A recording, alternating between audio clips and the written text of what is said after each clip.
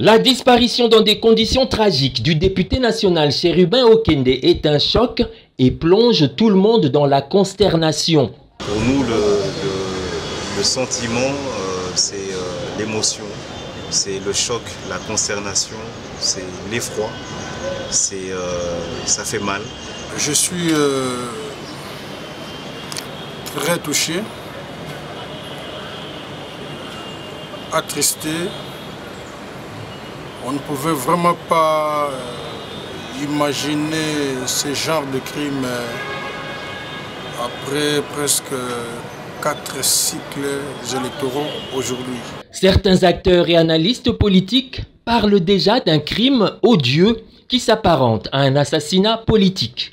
C'est vraiment un crime odieux. Nous ne sommes pas loin de dire et de confirmer que c'est un crime qui s'apparente à un assassinat politique. Les conditions dans lesquelles il a été assassiné, c'est odieux, crapuleux et lâche.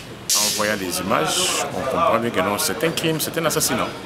Un assassinat, c'est-à-dire qu'il y a une préméditation, il y a une organisation qui a été à partir de cela.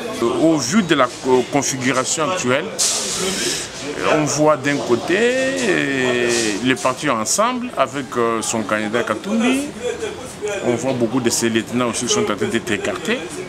Vous savez qu'en ce jour, il y a 44 jours qu'un membre influent de Ensemble a été arrêté. Aujourd'hui, il est à la prison d'Endolo.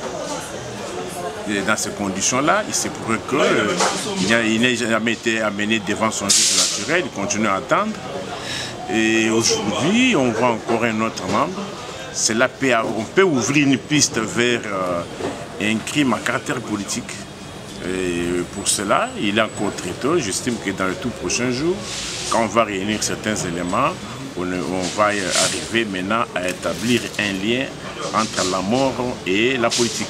Compte tenu de l'insécurité généralisée à Kinshasa, sous l'œil impuissant et ou complaisant des autorités compétentes, cet acteur politique appelle à la démission du patron de l'Intérieur et Sécurité.